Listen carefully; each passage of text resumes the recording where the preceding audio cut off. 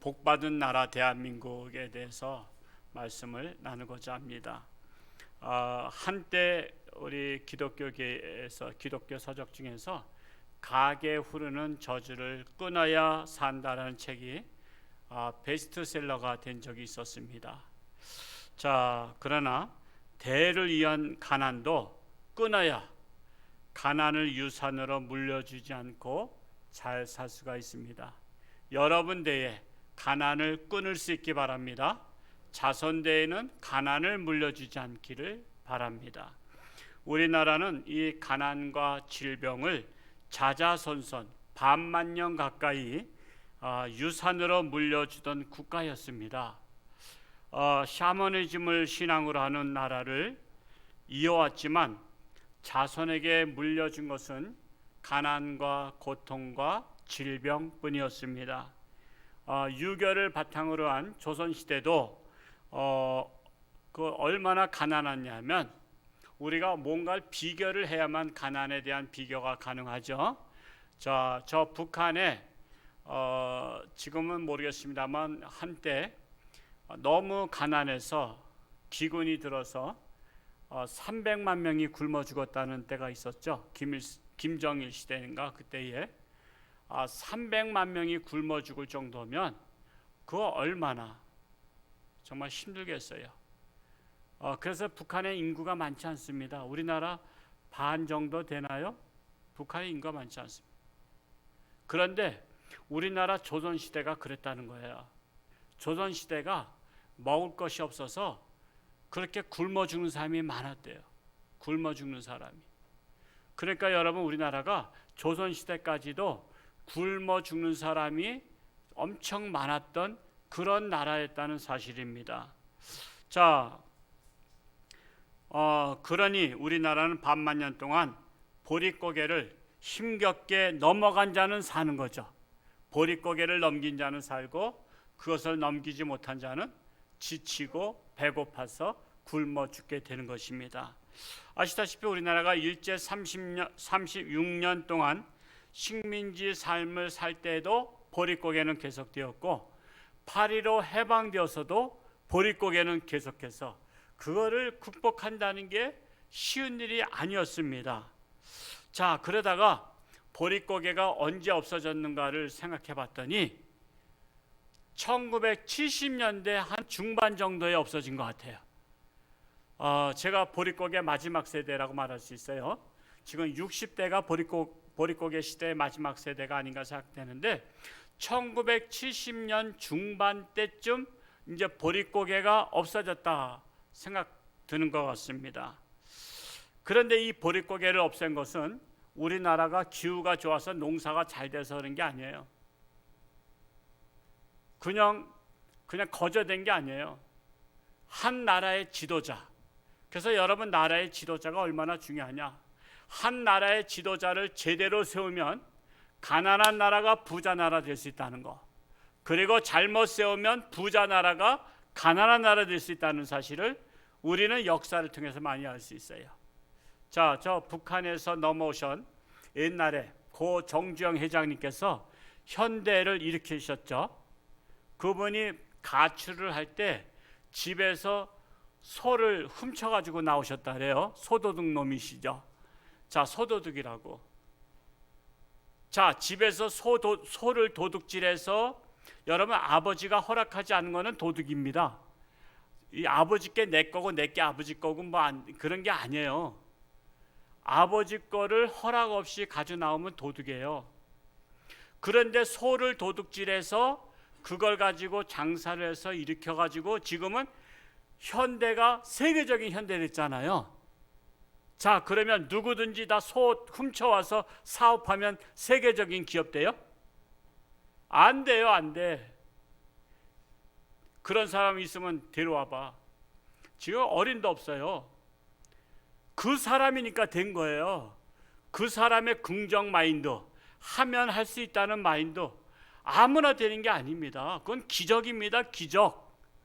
그것처럼 모든 나라가 가난한 나라들이 여러분 가만히 부자 나라 되는 건 있을 수가 없는 일이에요. 그런데 한 지도자를 제대로 만나면 그 가난했던 나라가 인류 국가가 된다는 사실을 우리나라 역사를 통해서 알 수가 있습니다.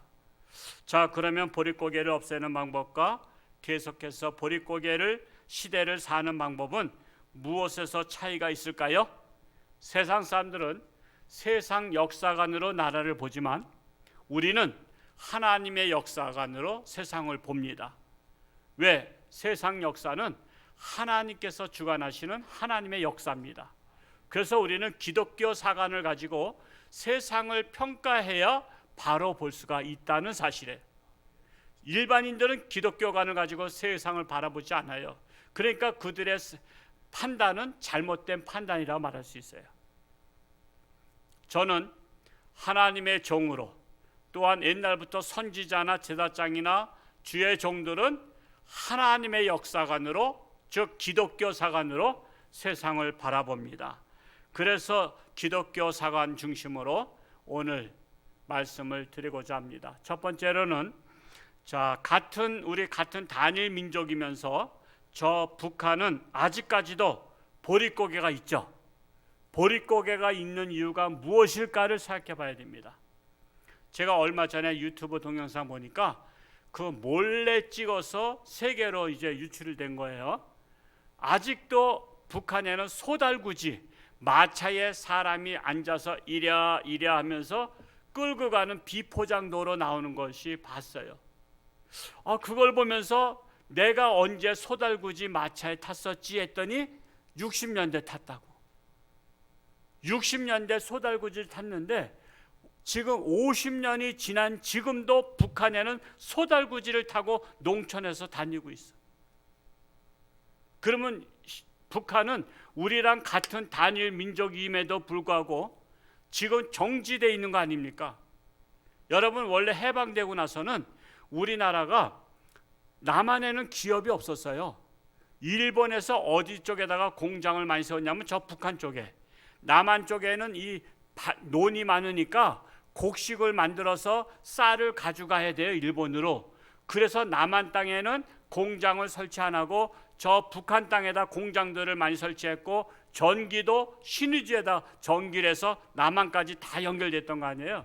그런데 나라가 분단되면서 모든 공장이 있던 북한 것이 돼버리고 또 신의주의 수력발전소도 북한께 돼버리고, 그러니까 전기를 가위로 자르듯이 싹둑싹둑 잘라버리니까 남한은 캄캄한 밤이 된 거예요. 그런데 제가 유튜브에서 우린 대한민국을 찍은 사진을 보니까 밤에 찍었는데 38선 이남에는 불을 밝히고 있어. 근데 저 북한에는 평양에만 조금 좀 불 켜져 있더라고. 격세지감을 느껴요. 격세지감. 자, 그런데 저 북한은 소련군이 점령하면서 꼭두각시 김일성을 국가 대표로 세웠죠. 그리고 나라는 건국 이념이라는 게 있어요. 여러분, 나라는 고조선은 그 샤머니즘을 건국 이념 삼았죠.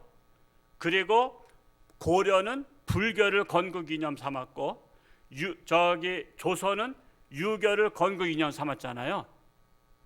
그런데 저 북한은 공산주의 사상을 건국 이념 삼았어요. 왜? 공산주의 종주국 소련이 점령하면서 자기들의 사상을 북한에다가 심어준 거야. 김일성을 불러다 너는 내가 대표로 다 세워줄 테니까 너는 공산주의 이념을 가지고 북한을 세워라. 그랬더니 김일성이 또 원래 하나님 믿던 사람이에요. 그의 아버지도 할아버지도 하나님 믿었고 애가댁도 하나님 믿었다고. 그러니까는 소련에서 야단친 거예요. 너 하나님 버려. 공산주의 사상은 하나님이 없어. 그런 바람에 권력을 쟁취하고 싶어서 하나님을 버린 거예요. 하나님을 버리고 권력을 잡은 거예요. 그게 바로 김일성입니다. 김일성. 그리고 네가 그 자리에 올라가. 그래서 김일성이가 하나님이 된 거예요. 그래서 북한에서 넘어오신 분들의 이야기 들어보면요, 교회를 갔다가 성경책을 받아서 읽어보면 깜짝 놀란대. 태초에 하나님이 천지를 창조하시니라. 아니 북한에서 책을 봤는데 태초에 김일성이 세상을 창조했다 그랬는데 지금 하나님 자리에다 다 김일성을 집어넣었어요. 그래서 북한서 온 사람들이 헷갈리는 거야. 아니 이거 남한에서 김일성 책을 갖다가 하나님으로 바꾼 거야? 아니면 북한에서 이거 바꾼 거야? 처음에는 헷갈려. 왜? 자기들은 모든 것을 다 김일성이 신의로 알고 있었는데, 그리고 김일성 이름으로 기도했거든. 그래서 처음에는 이 하나님 신앙을 받아들이기 어렵대. 왜? 김일성에 대한 잔상이 남아있어서. 그래서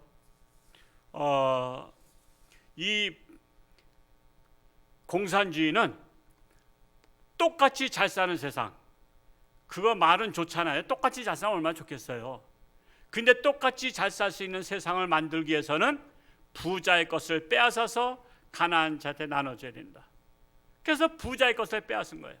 여러분, 이 세계 인구는요, 잘 사는 사람에서 못 사는 사람, 이렇게 피라미드형 돼 있잖아요. 부자가 많지 않아. 공부도 마찬가지야. 공부 잘하는 학생이 더 많아요? 못하는 학생이 더 많아요? 다 못하는 학생이 더 많고 가난한 사람이 더 많아. 그러니까 부자 몇 사람만 잡으면 그 돈 뺏어다 가난한 자한테 나눠주면 그게 다 표로 다 연결되는 거야. 모든 사람은 다 한 표씩 갖게 돼 있기 때문에 부자를 한 100명만 잡으면 수백만 명의 표를 얻을 수 있는 거야. 그러니까 가난한 사람들이 좋아해요, 안 좋아해요? 가난한 사람들이 좋아하는 거야. 왜? 자기는 부자 될 희망이 없어. 근데 부자 것을 자기가 빼앗으면 도둑놈인데, 근데 정부에서 빼앗아 가지고서는 나눠준다니까 얼마나 좋아.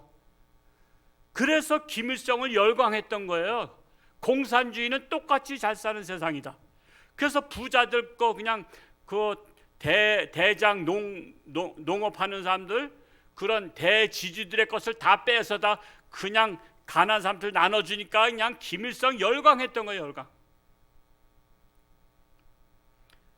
뿐만 아니라 하나님을 믿던 김일성도 권력에 눈이 멀어가지고 지금 이제 기독교를 버렸잖아요. 기독교를 자기만 버린 게 아니야. 북한 땅에 교회를 없애버리려고 작정했어요. 그래가지고 누구를 앞장세웠냐면 자기의 외삼촌이 목사님이셔. 자기 강양욱 목사님이야. 그러니까 또 이 목사님도 눈이 멀은 거야. 자기 조카가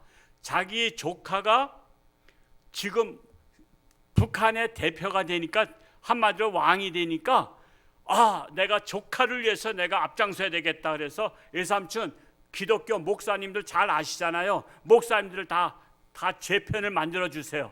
그래서 강양욱 목사라는 사람이 목사들을 만나서 우리 김일성이는 하나님을 잘 믿는 손주라고 할아버지 때부터 믿었습니다. 그리고 어머니가 권사님이십니다. 애가 댁도 저 목사 있잖아요. 제가 증명합니다. 김일성은 괜찮은 사람이에요. 기독교가 발전합니다. 이렇게 감언이설을 하니까 목사님들이 또 목사님 말씀 믿잖아. 또 그래가지고 김일성을 지지한 거야. 그 중에 대표적인 목사님 중에 하나가 부흥강사님은 유명했던 김익도 목사님 같은 경우도, 그분이 그렇게 성령의 역사가 있었던 분이 여기에 감언이설에 넘어가서 김일성을 우리가 지도자로 다 세우는데 앞장섰어요. 그리고서는 결국 한 2년여 만에 1945년도 8.15 해방하고 나서 45년도, 46년, 47년도 2, 3년 만에 딱 정권을 잡았어. 자리를 잡았어. 자리를 딱 잡고 나니까 목사들부터 불러다가 경찰서에서 취조하고, 목사 그만할래? 계속할래? 저는 목사 계속합니다. 하나님 못 버립니다. 그래? 그러면 제 산으로 끌고 가. 그래서 산에서 끌고 가서 총 쏴서 죽이고 그 자리에다 묻어버린 거예요. 그래서 한번 경찰서 끌려가면 목사가 사라진 거야. 그리고 살아 돌아온 사람은 하나님을 안 믿겠다고 한 사람들이야. 당신 이제 그러면 이제 안 믿겠다고 했으니까 이제 이번 주부터 예배 드리면 안 돼. 그래서 목사가 교회 앞에서 예배 안 드릴 수 없고, 그러니까 주랭랑 쳐버린 거야. 목사 노릇 그만하고. 그 목사가 다 없어졌어. 장로들도 잡아서 쥐를 틀었어. 그 중에 대표적인 게 조만식 장로님 같은 경우. 그분 민족 지도자잖아요. 그분을 취조시해서 고문하다가 그래도 하나님을 버릴 수 없다 그러니까는 지도새도 모르게 산속에서 죽여버리고, 그래서 민족 지도자 조만식 선생 같은 경우는 몇 날 몇 시에 죽은 줄도 모르고 지금도 무덤이 없는 거야. 자, 목사와 장로들 다 죽여버리고 교회가 주인이 없잖아요. 그러니까 교회들을 다 부셔버린 거예요.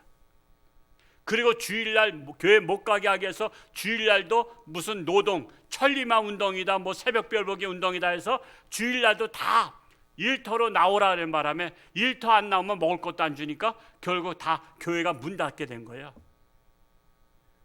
북한은 그래서 교회가 다 없어진 거예요. 그런 가문이설에 넘어가면 안 된다는 거예요. 공산주의가 바로 거짓의 거짓. 그건 하나님이 없다고 하나님의 자리에 김일성이가 앉아 있는 거예요. 그런 김일성을 좋아하는 우리나라의 주사파들이 지금 이끌고 있잖아요. 그런 좌파들이 이끌고 있잖아요. 그들은 하나님을 부정하고, 그래서 자꾸만 우리나라에도 어떻게 해서든지 교회를 없앨까, 그래서 교회 차별금지법을 만들고, 또한 교회 폐쇄법을 만들고, 또한 요즘에는 또 주민자치법이 뭐예요? 5호 담당제로서 이제는 각 가정을 지키는 거야. 서로 동네에서 반장 중심으로. 그래서 저 집에서 예배 드리면 신고하라, 저 집에서 기도해야 하면 신고하라.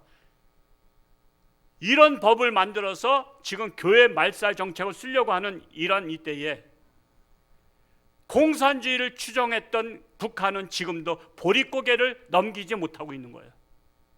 이게 바로 하나님께서 여실히 보여주고 있는 거예요. 여실히. 이를 일찌감치 파악했던 한경지 목사님이라고 계셨어요. 그분 이제 하늘나라 가셨지만은, 한경지 목사님이 1950년 되기 전에 한 47년도인가 그때쯤에 교인들을 불렀어요. 야밤에 몰래 불렀어. 교인들 다 집합. 지금 아무래도 이 북한에서는 신앙생활하기 어렵습니다. 지금 북한은 지금 교회 말살 정책을 쓰니까 우리 다 죽게 됐습니다. 그러니까 우리 야밤에 그때 38선을 넘읍시다. 그때만 해도 38선은 철조망 아주 강하게 앉혀놓고 표지판을 세웠거든요. 여기 38선, 그런 표지판을 세워놓은 상태이기 때문에 밤에 사람이 인도해서 얼마를 주면은 남한으로 갈 수 있는 길들을 열어서 갔어요. 목사님께서 우리 자유 대한민국, 우리 하나님을 믿는 나라 남한으로 우리 탈출합시다. 그래서 27가정이 탈출한 거예요. 자, 27가정이라면 부부에다가 또 부모님에다가 자식들에다 손주까지 해서 약 100여 명이 탈출한 거예요. 밤에 물건들 바리바리 싸가지고 탈출해서 지금 현재 어디냐면은 서울 중구에 있는 그 저동의 백병원 앞에, 또 중부경찰서 맞은편에, 거기에다가 베다니 교회를 세워요. 베다니 교회. 우리가 하나님 앞에 교회부터 세웁시다. 내 집부터 마련하지 말고 교회부터 세웁시다 해서 자기들의 재산을 풀어다가 베다니 교회를 세웠다가 그것이 나중에 영락교회가 된 거예요. 그리고 그 교회가 그렇게 제가 결혼할 때만 해도 한 5만 명, 6만 명의 교회가 됐던 거예요. 그래서 우리나라를 주도적으로 이끌었던 교회예요. 그리고 그렇게 하나님 앞에 먼저 성전을 졌던 그 자자손손들이 지금도 잘 살고 있어요. 지금도 경제계를 주름잡고 있고 정치계를 주름잡고 있는 사람들이 거의 다 영락교회 출신자들이 이 나라의 그 지도자들이 되었다는 사실이에요.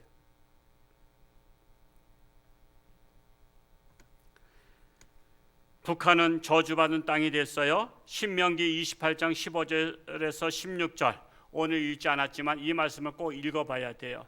우리 같이 한번 15절과 16절 읽어볼까요? 시작. 내가 만일 내 하나님 여호와의 말씀을 순종하지 아니하여 내가 오늘 내게 명령하는 그의 모든 명령과 규례를 지켜 행하지 아니하면 이 모든 저주가 내게 임하며 내게 이를 것이니 내가 성읍에서도 저주를 받으며 들에서도 저주를 받을 것이요 했습니다.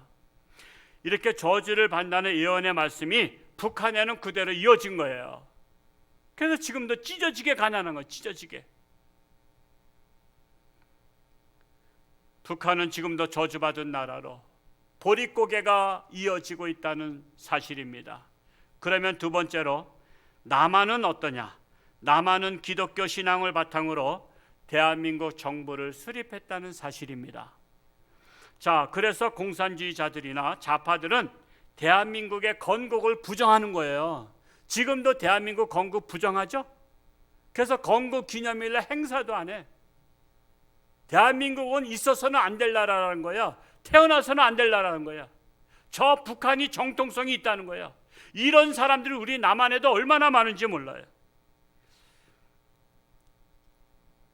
기독교 신앙을 중심으로 대한민국을 건설한 이승만 초대 대통령을 싫어하고 부정하는 거예요. 그러나 이승만 대통령은요, 우리나라 역사를 깨뜨려 본 사람이에요. 그분도 초기에는 예수 안 믿었어요. 유교 사상 갖고 있었고요. 그분도 전주이시 양녕대군파의 자손이었어요. 그런데 과거 시험 봤는데 다 맞췄는데도 안 되는 거예요. 왜? 부정부패가 심하니까. 그래서 이 나라 안 되겠다.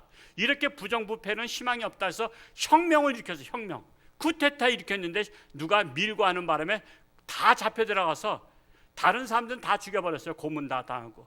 근데 양녕대군의 양반 자손이니까, 임금의 자손이니까 이 사람은 감옥에서 이게 나무로 다 된 이 목에 칼 찬 거, 그렇게 해서 쇠사슬로 붙들어 놓은 상태에 있었어요.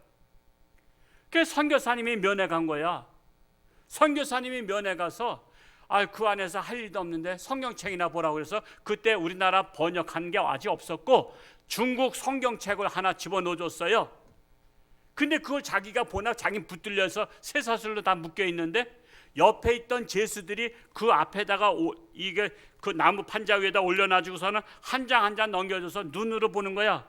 자, 한 장 다 읽었어요. 좀 부탁해요. 한 장 좀 넘겨주세요.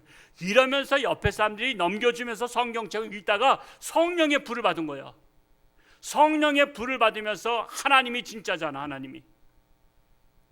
그러면서 이분은 워낙 똑똑한 분이라 이분은 우리나라 역사를 생각해 본 거예요. 고조선 샤머니즘으로 우상숭배하다가 망했지. 고려 불교로 망했지. 조선 유교로 망했지. 그리고 모든 동양에는 불교 문화잖아요. 우상 문화잖아요. 다 못 살잖아. 지지리 못 살잖아. 근데 서양을 보니까 하나님을 믿는 국가들이야. 하나님을 믿는 국가들이 복을 받은 걸 알아. 그래서 이 사람이 감옥에 있을 때 내가 나간다면, 내가 풀려서 나간다면, 그리고 그 안에서 성경 공부를 시켜서 그 안에 있는 제수들을 다 제자 훈련 시켰어요. 그들이 다 민족 지도자가 됐는데 내가 나가면 우리 대한민국은 하나님의 말씀으로 건국을 해야 되겠다. 기독교로 건국을 해야 되겠다고 감옥에서 결심했던 분이에요. 그리고 우리나라가 해방되고 나서 우리나라가 대한민국이 건국한 게 45년도에 해방됐지만 48년도 8월 15일 날 우리나라가 이제 대한민국 정부 수립을 했잖아요. 그때까지 우리나라 이 자유민주주의 기독교를 바탕으로 한 나라 세우려고 할 때 엄청난 반대 부딪혔어요. 왜? 공산주의가 다 깔려 있었거든요. 왜? 공산주의는 다 좋아하는 거야. 다 우리나라 국민이 못 살다 보니까 부자 거 뺏어다가 나눠준다니까 공산주의 지지했거든. 그래서 공산주의는 공짜 심리가 많아요. 내가 게을러도요 부자 거 뺏어다 나눠주면, 세금 걷어가지고 나눠주면 좋아하는 거야. 그래서 오늘날도 그걸 써먹는 거예요. 그래서 오늘날도 그냥 우리나라는 자유민주주의니까 뺏을 수는 없잖아요, 강제로. 그러니까 세금을 많이 걷어서 나눠주니까 그게 다 표로 다 연결되는 거예요. 그렇게 공산주의를 추구하는 우리나라에 그래도 이분이 강력하게 우리는 자유 대한민국을 건국해야 됩니다. 그래서 결국 이분이 대통령 된 거 아니야. 그래서는 국회에서 처음 국회를 열 때 이분이 국회의장으로 사회를 보면서 어느 국회의원한테, 그분이 목사 출신이요. 목사님이 똑똑하니까 국회의원 많이 됐어. 어느 국회의원님 기도하고 시작합시다. 그래서는 국회에서 첫 번째로 기도하고 국회가 열렸다는 사실이에요. 오늘날에 기도하면 국회에서 좋아할까 난리 날까? 난리 나죠. 난리 나. 우리나라가 무슨 하나님 있는 나라냐? 오늘날 같으면 난리 나죠. 그게 세계 우리나라 역사에 그게 기록되어 있다니까. 기도로 국회를 시작한 나라.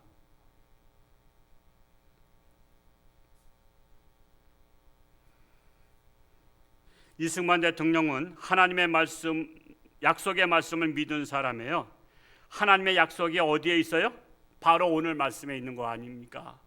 신명기 28장 1절을 다 같이 한번 읽어볼까요? 시작. 내가 내 하나님 여호와의 말씀을 삼가 듣고 내가 오늘 네게 명령하는 그의 모든 명령을 지켜 행하면 내 하나님 여호와께서 너를 세계 모든 민족 위에 뛰어나게 하실 것이라. 그 결과 우리나라는 해방 이후에 세계에서 두 번째로 못 살던 나라래요. 다 그 뭐 GDP인가 GNP인가 그거 계산하잖아요. 근데 달러로 다 계산하는데 우리나라가 국민 소득이 세계에서 두 번째로 못 사는 나라야. 그러면 잘 사는 거예요, 못 사는 거예요? 이거는 찢어지게 가난한 나라였단 말이에요. 우리나라가 처음에 대한민국 건국할 때만 해도. 그런데 그런 나라가 지금은 어떻게 됐어요? 세계에서 가장 잘 사는 나라 중에 하나가 됐어요. 우리 청년들 정신 차려야 돼요. 지금 외국의 여자들이 대한민국 청년들하고 결혼하고 싶어서 지금 난리 났다니까. 한국어 열풍이 불고요. 한국 대학교마다 지금 한국어 학당이 다 생기고요. 왜? 그들이 한국어만 배우는 게 목표가 아니라 한국의 똘똘한 여자들 다 자기들이 결혼하려고. 부모가 소원이 뭐냐면 너 한국 가서 1등 신랑감 붙잡아라. 우리 결혼 안 한 청년 남자들 정신 차려야 돼. 지금 다 뺏기게 됐어. 한국 남자고 결혼하는 게 소원이라니까 지금 세계 여자들이.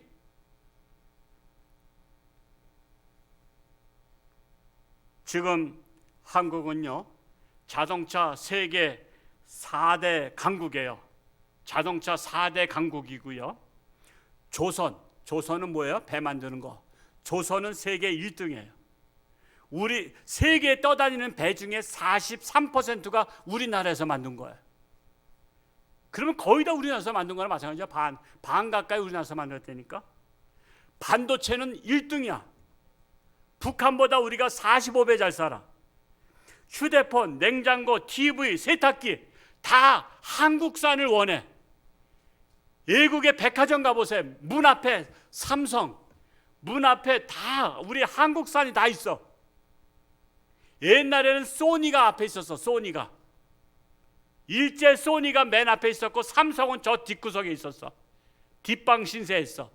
근데 지금은 삼성이라든가 LG라든가 이런 것들을 항상 문 앞에다 내놔. 물건은 잘 팔리는 걸 앞에 내놓은 거 아시죠? 우리나라 물건이 다 1등이야. 1등. 라면도 1등이래. 라면도.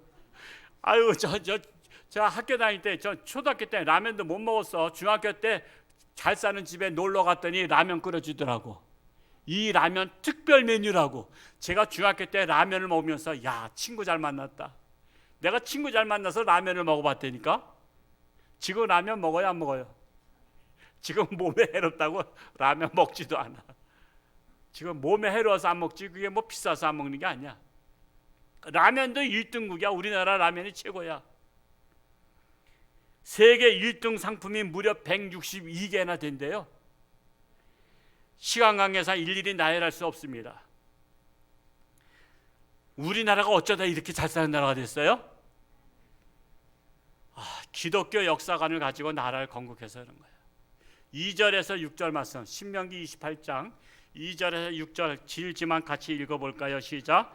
내가 내 하나님 여호와의 말씀을 청정하면 이 모든 복이 내게 임하며 내게 이르리니 성읍에서도 복을 받고 들에서도 복을 받을 것이며 내 몸의 자녀와 내 토지의 소산과 내 짐승의 새끼와 소와 양의 새끼가 복을 받을 것이며 내 광주리와 떡반죽 그릇이 복을 받을 것이며 내가 들어와도 복을 받고 나가도 복을 받을 것이니라. 우리나라가 이렇게 들어와도 복 받고 나가도 복 받아요. 우리나라가 꼭 부지런해서 그런 줄 아세요? 다른 나라 가보면 다 부지런해. 똑같이 부지런한데 하나님께서 우리나라를 기독교를 건국 이념으로 삼았더니 내가 대한민국을 일으켜주리라. 쓰레기 더미에서 일으켜주리라. 그래서 지금 우리나라가 세계에서 가장 잘 사는 나라 중에 우리가 서 있는 거예요. 지금 정신 차리면 계속 그런 거고 정신 못 차리면 또 몰락하는 거예요. 여러분 부자가 몰락하는 거 순식간인 거 아시죠? 그래서 우리가 정신을 차리고 하나님의 은혜를 잘 간직해야 되는 거지. 우리가 교만에 빠지고 정신 차리지 못하면 또 거지 나라 또 될 수 있는 거예요.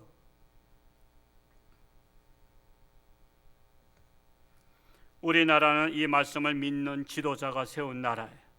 그러니 복을 안 받을래 안 받을 수 없는 나라가 된 것입니다. 신실하신 하나님은 자신의 약속을 지키시는 하나님이십니다. 그리하여 우리나라는 대한민국을 건국한 지 30년도 안 돼서 보릿고개 물리친 거예요. 1948년도 대한민국 건국, 기독교를 건국해서 58, 68, 78, 78년도 제가 군대 갔지만 군대 갔을 때 쌀밥 먹었어요. 고깃국 먹었어요. 그러니까는 30년도 안 돼서 보릿고개 물리친 거야. 30년이라고 해서 한 세대를 말하거든요. 반만년 역사, 보릿고개 역사가 30년 만에 30년도 안 돼서 한 세대도 안 건너가서 지금 보릿고개를 물리쳐버리고 지금 쌀밥 먹고 고깃국 먹고 지금 너무 살쪄서 걱정이지 말라서 걱정이신 분이 얼마나 계셔. 저도 이제 다음 주부터는 이제 굶기 시작하려고 해야지. 하도 살쪄서 옷이 다 안 맞아.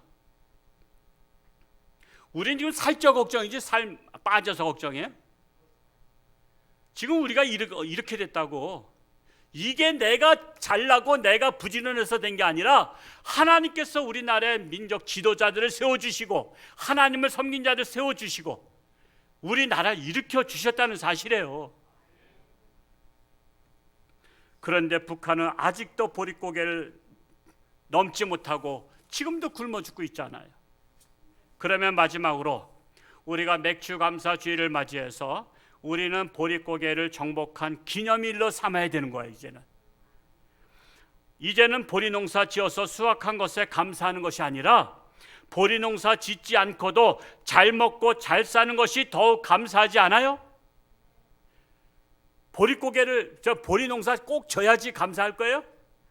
그런 쓸데없는 고집 버리시고 보리농사 저도 져봤어요. 제가 어렸을 때 초등학교 때 저는 모범생이었고 효자였어. 학교 갔다 오면 책가방 팽개치고서는 제가 밭에 가서 아버지가 빈 거를 제가 보리단을 묶어가지고 또 길이 찾길도 안 돼. 골목길 같은 논두렁 길이기 때문에 그걸 들고 나와야 돼. 그거를 또 뭐 몇백 미터 들고 나와야 되면 여기다 막 찔러. 제가 현장에서 보릿고개 농사를 졌던 사람이라니까. 제가 효자 중에 효자였어요. 이래봬도 저래봬도.